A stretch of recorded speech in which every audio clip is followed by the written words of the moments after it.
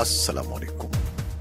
پاکستان میں اس وقت شام کے 7، بھارت میں 7:30 اور یہاں ہمارے اسٹوڈیوز کی گھڑیوں میں صبح کے 9 بجے ہیں۔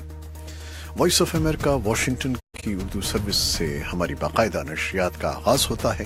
پہلے گھنٹے کے لیے میں ہوں آپ کا میزبان خالد حمید۔ جیسا کہ آپ دیکھ رہے ہیں فیس بک لائیو پر ہم آپ کے سامنے ہیں اور ویب سائٹ اور ریڈیو پر ہمارا یہ 1 گھنٹے کا نیوز شو جاری رہے گا۔ تو آغاز کرتے ہیں پہلے آج کی اہم خبروں کی سرخیوں سے۔ اقوام متحدہ کے سیکرٹری جنرل نے پاکستان اور بھارت کے درمیان کشیدہ تعلقات کے تناظر میں دونوں ملکوں پر زور دیا ہے کہ وہ نقصان سے بچنے کے لیے اپنے معاملات بات چیت کے ذریعے حل کریں۔ افغانستان سے ملک پاکستانی سرحدی قبائلی علاقے میں ایک مبینہ امریکی ڈرون حملے میں اطلاعات کے مطابق حقانی نیٹ ورک کے 2 عسکریت پسند ہلاک ہو گئے ہیں۔ پاکستان نے اس حملے کی مذمت کی ہے۔ قصور میں کم سن بچی زینب کو جنسی زیادتی اور قتل کے ملزم عمران علی کو لاہور کی انسداد دہشت گردی کی عدالت نے جسمانی ریمانڈ پر پولیس کے حوالے کر دیا ہے۔ اور پاکستان کے ایوان بالا سینٹ کی ایک کمیٹی نے 14 سال سے کم عمر بچوں کے اغوا یا ان کے ساتھ جنسی زیادتی کے مرتکب افراد کو سرعام پھانسی دینے کا مطالبہ کیا ہے۔ اس کے علاوہ یہ خبریں ہیں کہ افغانستان کے مشرقی صوبے ننگرہار میں مسلح افراد نے بچوں سے متعلق ایک بین الاقوامی غیر سرکاری تنظیم کے دفتر پر حملہ کیا، جس میں کم از کم 2 افراد ہلاک ہو گئے۔ اور بنغازی لیبیا میں دوہرے بم دھماکوں میں کم از کم 33 افراد ہلاک ہو گئے ہیں۔ نیٹو کے اپنے اتحادیوں سمیت امریکہ نے منگل کے روز شام میں کیمیائی ہتھیاروں کے استعمال کے خلاف مہم میں دباؤ بڑھاتے ہوئے روس پر الزام لگایا ہے کہ وہ شام کے صدر بشار الاسد کی حکومت کو تحفظ فراہم کر رہا ہے۔ اور امریکہ میں سن 2016 میں ہونے والے صدارتی انتخابات میں مبینہ روسی مداخلت کی تحقیقات کرنے والے خصوصی وکیل رابرٹ ملر کی ٹیم نے اٹارنی جنرل جیف سیشنز اور امریکی تحقیقاتی ادارے FBI کے سابق سربراہ جیمز کومی سے پوچھ گچھ کی ہے۔ یہ تھیں ان خبروں کی 6 سرخیاں جو کچھ دیر میں ہم آپ کے لیے پیش کریں گے۔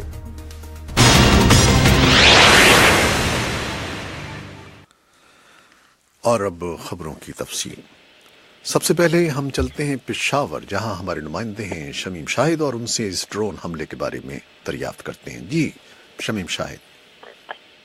یہ افغانستان سے ملحق پاکستان کے قبائلی علاقے کرم ایجنسی کے سرحدی علاقے غوث گڑھ میں امریکی ڈرون نے ایک مبینہ عسکریت پسند کمانڈر کے مرکز پر بدھ کی صبح 4:30 بجے 2 میزائل داغے تھے۔ اس حملے میں غیر مصدقہ اطلاعات کے مطابق 2 مبینہ عسکریت پسند ہلاک ہوئے ہیں، جن میں حقانی نیٹ ورک کا ایک اہم شدت پسند کمانڈر بھی شامل ہے۔ کرم ایجنسی کی مرکزی قصبے پاڑا چنار میں موجود انتظامی اہلکاروں نے ایجنسی کی سرحدی علاقے میں امریکی ڈرون حملے کی تصدیق کی تھی، اور سرکاری اہلکاروں کا یہ اصرار تھا کہ یہ حملہ پاکستانی حدود میں نہیں ہوا، مگر وزارت خارجہ نے اسلام آباد میں جاری شدہ ایک بیان میں کرم ایجنسی میں ہونے والے امریکی ڈرون حملے کی سخت مذمت کی ہے اور دعویٰ کیا ہے کہ افغان مہاجرین کا ایک کیمپ حملے کا نشانہ بنا۔ بیان کے مطابق ڈرون حملے جیسے ایک طرفہ کارروائیاں امریکہ اور پاکستان کے درمیان انسدادی دہشت گردی کے لیے جاری تعاون کو نقصان پہنچا رہی ہے۔ بیان میں کہا گیا ہے کہ پاکستان امریکہ پر زور دیتا آیا ہے کہ وہ اسلام آباد کے ساتھ انٹیلیجنس معلومات کا تبادلہ کرے تاکہ پاکستانی فورسز اپنی حدود میں موجود دہشت گردوں کے خلاف خود کارروائی کر سکے۔ وزارت خارجہ کی اس بیان سے تصدیق ہو گئی ہے کہ یہ حملہ پاکستانی علاقے میں کیا گیا۔ گزشتہ سال ستمبر اور اکتوبر کی وسط میں کرم ایجنسی کے سرحدی اور سرحد پار افغانستان کے علاقوں میں امریکی ڈرون نے افغان اور دیگر ممالک سے تعلق رکھنے والے عسکریت پسندوں کے متعدد مراکز کو نشانہ بنایا تھا۔ ان کارروائیوں میں 40 کے لگ بھگ عسکریت پسند ہلاک ہوئے تھے۔ ہلاک ہونے والوں میں سے 4 افراد کا تعلق خیبر پختونخوا کی جنوبی ضلع بنو سے تھا۔ پاکستانی حکام کا کہنا ہے کہ گزشتہ کئی مہینوں کے دوران سرحدی علاقوں میں ہونے والے امریکی ڈرون حملوں کا نشانہ سرحد پار عسکریت پسندوں کے مراکز تھے۔ بہت شکریہ شمیم شاہد۔ اور شمیم شاہد ہمیں پشاور سے بتا رہے تھے کہ پاکستان کے سرحدی قبائلی علاقے میں ایک مبینہ امریکی ڈرون حملہ ہوا ہے، جس میں ان کے مطابق حقانی نیٹ ورک کے 2 عسکریت پسند ہلاک ہو گئے ہیں۔ اور کچھ مزید خبریں۔ لاہور کی انسدادی دہشت گردی کی ایک عدالت نے جامعہ پنجاب میں ہنگامہ آرائی کے الزام میں گرفتار 96 طلباء کو 14 روز کے جوڈیشل ریمانڈ پر جیل بھیج دیا ہے۔ پولیس نے ان طلباء کو یونیورسٹی انتظامیہ کی مدد سے منگل کو لاہور پریس کلب کے باہر سے اور یونیورسٹی کے ہاسٹلز پر مارے جانے والے چھاپوں کے دوران گرفتار کیا تھا۔ پولیس نے بدھ کو گرفتار طلباء کو لاہور کی انسداد دہشت گردی کی عدالت میں پیش کیا۔ پاکستان کے جنوب مغربی صوبے بلوچستان کی حکومت نے اعلان کیا ہے کہ پاک چین اقتصادی راہداری اور گوادر بندرگاہ کی تعمیر کے بعد گوادر کی مقامی آبادی کو اقلیت میں تبدیل ہونے سے بچانے کے لیے صوبائی اسمبلی قانون سازی کرے گی۔ بلوچستان کے نو منتخب وزیر اعلیٰ میر عبدالقدوس بزنجو نے بدھ کو کوئٹہ میں ایک پریس کانفرنس کے دوران اندیا دیا کہ نئی قانون سازی کے تحت آئندہ کم از کم 20 برسوں کے لیے صوبے کے باہر سے گوادر آنے والوں کو ووٹ کا حق نہ دینے کا فیصلہ کیا جا سکتا ہے تاکہ مقامی آبادی کے تحفظات کا ازالہ کیا جا سکے۔ اور اقوام متحدہ کے سیکرٹری جنرل نے پاکستان اور بھارت کے درمیان کشیدہ تعلقات کے تناظر میں دونوں ملکوں پر زور دیا ہے کہ وہ نقصان سے بچنے کے لیے اپنے معاملات بات چیت کے ذریعے حل کریں۔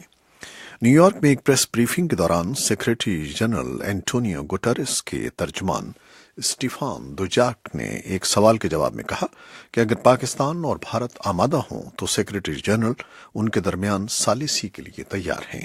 ان کا کہنا تھا کہ اقوام متحدہ کے سربراہ اسی صورت میں فریقین میں ثالث کا کردار ادا کر سکتے ہیں جب فریقین اس بات پر متفق ہوں۔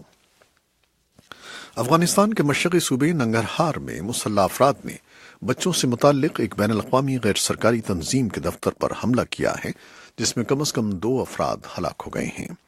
مقامی ہسپتال کے ترجمان کے مطابق اب تک 14 زخمیوں کو ہسپتال لایا گیا ہے جبکہ خدشہ ہے کہ ہلاک و زخمی ہونے والوں کی تعداد میں اضافہ ہو سکتا ہے۔ گورنر ننگرہار کے ترجمان نے بدھ کو بتایا کہ یہ حملہ جلال آباد میں سیو دی چلڈرن کے صوبائی دفتر پر کیا گیا۔ حکام کے مطابق حملے کا آغاز ایک خودکش دھماکے سے ہوا جس کے بعد وہاں فائرنگ کا سلسلہ شروع ہو گیا۔ اور بنغازی لیبیا میں دوہرے بم دھماکوں میں کم از کم 33 افراد ہلاک ہو گئے ہیں۔ پہلے السلیمانی کی مسجد میں کار بم دھماکہ ہوا، اس کے چند منٹ بعد اسی جگہ پر ایک اور بم دھماکہ ہوا جس کا نشانہ بظاہر پولیس اور امدادی کارکن تھے۔ کسی نے فوری طور پر ان حملوں کی ذمہ داری قبول نہیں کی ہے۔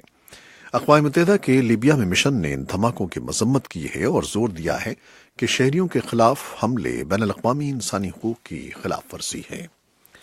نیٹو کے اپنے اتحادیوں سمیت امریکہ نے منگل کے روز شام میں کیمیائی ہتھیاروں کے استعمال کے خلاف مہم میں دباؤ بڑھاتے ہوئے روس پر الزام لگایا ہے کہ وہ شام کے صدر بشار الاسد کی حکومت کو تحفظ فراہم کر رہا ہے۔ امریکی وزیر خارجہ ریکس ٹیلرسن نے پیرس میں کہا کہ مشرقی غوطہ میں ہونے والے حالیہ حملوں کے نتیجے میں تشویش بڑھی ہے کہ بشار الاسد کی حکومت نے اپنے ہی عوام کے خلاف کیمیائی ہتھیاروں کا استعمال جاری رکھا ہوا ہے۔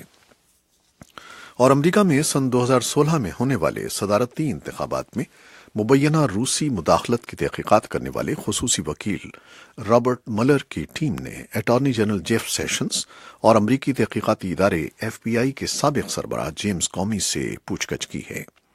امریکی اخبار نیو یارک ٹائمز نے منگل کو اپنی رپورٹ میں دعویٰ کیا ہے کہ ملر کی ٹیم نے اٹارنی جنرل سے گزشتہ ہفتے پوچھ گچھ کی تھی جو کئی گھنٹوں تک جاری رہی۔ یہ تھیں وہ خبریں اور رپورٹیں جو ہم نے فیس بک لائیو پر آپ کے لیے پیش کی۔ ویب سائٹ اور ریڈیو پر ابھی ہمارا یہ نشریہ جاری ہے، ہمارے ساتھ رہیے گا۔ فیس بک لائیو سے اجازت چاہتے ہیں۔ اللہ حافظ۔